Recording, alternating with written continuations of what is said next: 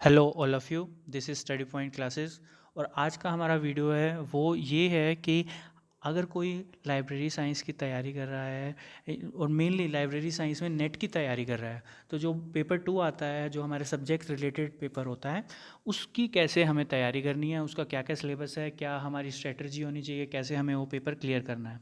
तो सबसे पहले मैं आप लोगों को बता दूं, अगर आप में से जो लाइब्रेरी साइंस का चैनल सर्च कर रहे हैं तैयारी करने के लिए, तो ये आपका बिल्कुल सही चैनल है। अगर आप कोई भी लाइब्रेरी साइंस से रिलेटेड तैयारी कर रहे हैं, एनवीएस की, केवीएस की, डी ट्रिपल एस बी की, या कोई भी लाइब्रेरी साइंस के रिगार्डिंग पेपर की, तो आप सबसे पहले ये चैनल सब्सक्राइब कर लीजिए।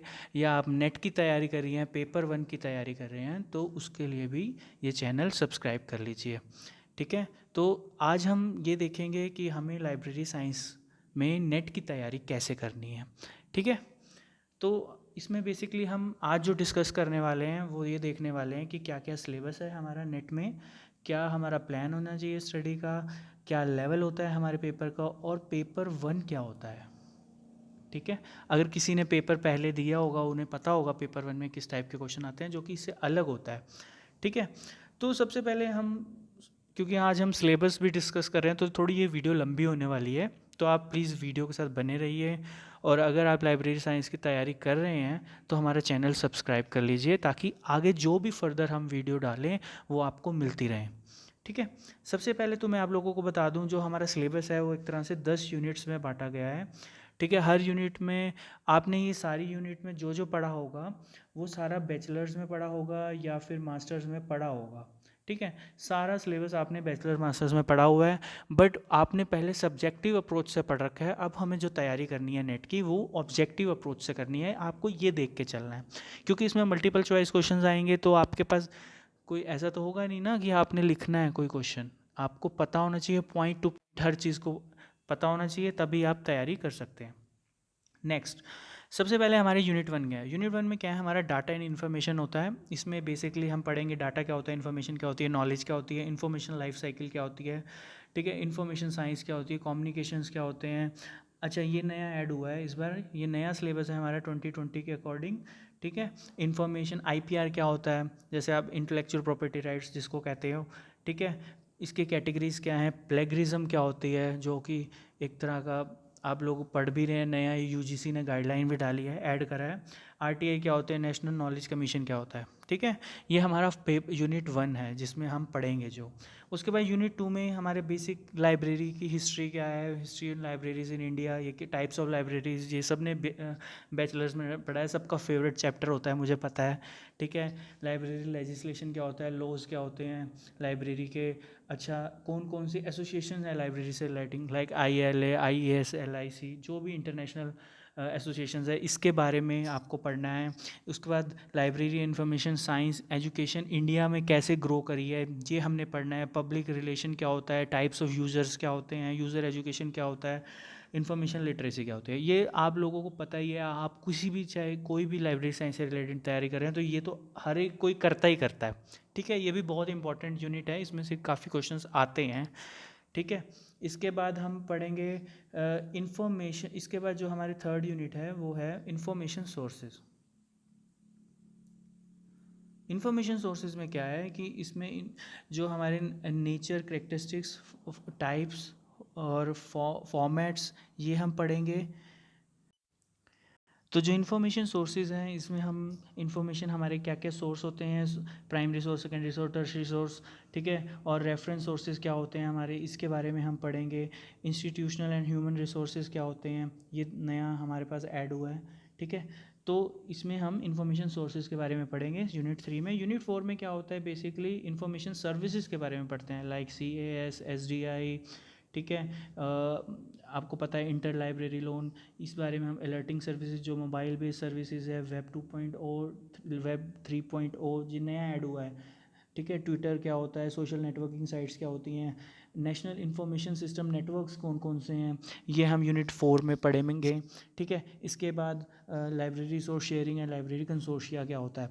ये हम अभी मैं आपको ब्रीफ में जल्दी जल्दी बता रहा हूँ, क्योंकि वीडियो हमारी लंबी ना हो जाए। बट हम आगे ये हर चैप्टर टॉपिक वाइज में वीडियो डालूँगा, और आप हमारे साथ सब्सक्राइब कर लीजिए अगर आपको ये सारी वीडियोस पढ़नी है। और बहुत ही हम आराम से और तसल्ली से पढ़ेंगे, एक एक पॉइंट टू पॉइंट। इसके बाद यूनिट 5 में क्या है हमारे पास, एक तरह से जो हमारी modes of formation of subjects है ये पढ़ेंगे, लाइब्रेरी क्लासिफिकेशन पढ़ेंगे, डीडीसी, यूडीसी, सीसी, ठीक है, और standard in bibliographic information interchange and communication पढ़ेंगे, मेटा डाटा क्या होता है, एब्स्ट्रैक्टिंग क्या होती है, इन्फॉर्मेशन रिट्रीवल सर्विसेज क्या होती है, mapping of subject in library schemes ये पढ़ेंगे।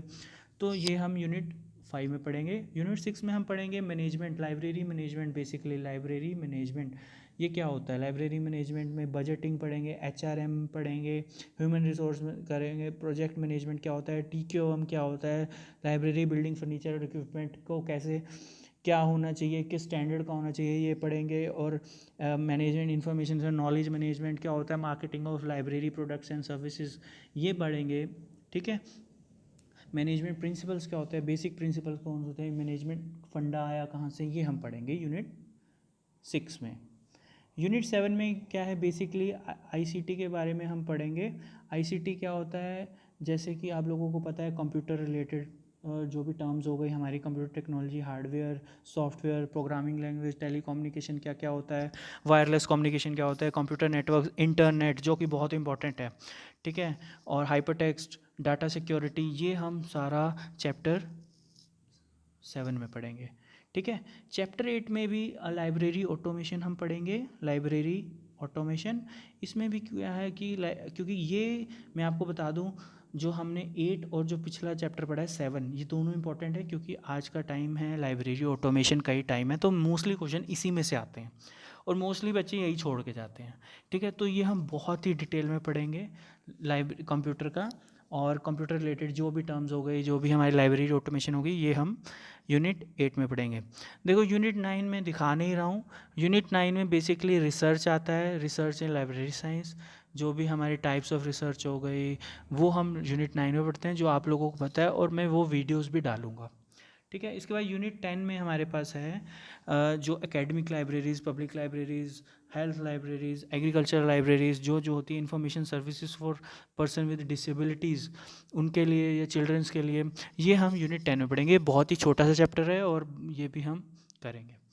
इसके बाद अब हमारा स्टडी प्लान क्या होना चाहिए। देखो अगर आपको डेली पढ़ना है, अगर आपको नेट क्लियर करना है, अभी मैं बताऊं ऑलमोस्ट 3 मंथ्स हैं हमारे पास, तो आपको डेली 2 से 3 घंटा आपको डेली पढ़ना चाहिए, ठीक है। आप एक रेगुलर रूटीन सेट कर लो, आपको डेली 2 से 3 घंटा पढ़ना ही पढ़ना है, और 1 घंटा आपको पेपर 1 के लिए पढ़ना ही पढ़ना है, ठीक है। अगर आप कोई लेक्चर्स ले रहे हो, अगर आप मास्टर्स कर रहे हो या लेक्चर्स कर रहे हो, कोचिंग ले रहे हो, वो तो लो, ठीक है। अगर वो नहीं ले रहे हो तो आप वीडियोस देखो हमारी वीडियोस देखो या कोई भी वीडियोस देखो, बट आपको एक रूटीन सेट करना है, आपको तैयारी कैसे करनी ही करनी है। अपने हैंड रिटन नोट्स बनाइए, ठीक है। अगर आप पेपर के टाइम में हम क्या होते हैं, कंफ्यूज हो जाते हैं कि इतना सारा सिलेबस अब कैसे करें, शॉर्ट नोट्स बनाइए, अपने हैंड रिटन बनाइए। देखो किसी और के नोट्स से बेटर है आप अपने हैंड रिटन नोट्स बनाइए, ताकि आपको जब आप रिवाइज़ करो तो जल्दी रिवाइज़ हो, ठीक है। अगर आप याद करके लिखोगे तो आपको ज़्यादा दिमाग में आपके बैठेगी।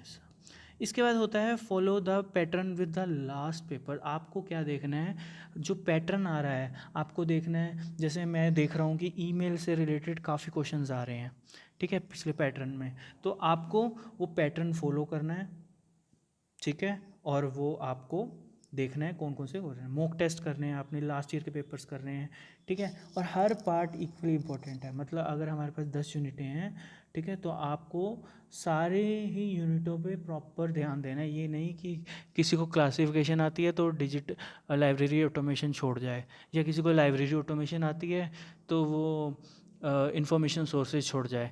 ऐसा नहीं करना है, इंफॉर्मेशन सर्विसेज छोड़ जाए, ऐसे नहीं करना है। हर चैप्टर उतना ही इम्पोर्टेंट है जितना दूसरा चैप्टर है, तो आपको सारे चैप्टरों पे ध्यान देना है, टॉपिक वाइज पढ़ना है, एक ही टॉपिक उठाना है, पढ़ना है, एक एक टॉपिक उठाना है, उसके बाद क्वेश्चंस करने हैं, ठीक है। अब हम अगर मैं आपको फिर बता रहा हूँ, अगर आपको लगता है कि आपके पास कोई मटेरियल नहीं है पढ़ने का, तो हमारा चैनल सब्सक्राइब कर लीजिए। हम आपको बहुत सारे क्वेश्चंस करवाएंगे, बहुत सारा थ्योरी से करवाएंगे, थ्योरेटिकल वीडियोस देंगे, जिससे आपके सारे कंसेप्ट क्लियर हो जाएंगे, ठीक है। इसके बाद मैं आपको बताऊं पेपर का हमारा लेवल कैसा आता है। देखो इसका जो लेवल होता है वो आसान नहीं होता है नेट के पेपर का, और मैं आपको बताऊं मीडियम मैंने लिखा है, बट थोड़ा मुश्किल ही होता है, मीडियम से भी ऊपर ही लेके चलो जो पेपर होता है हमारा।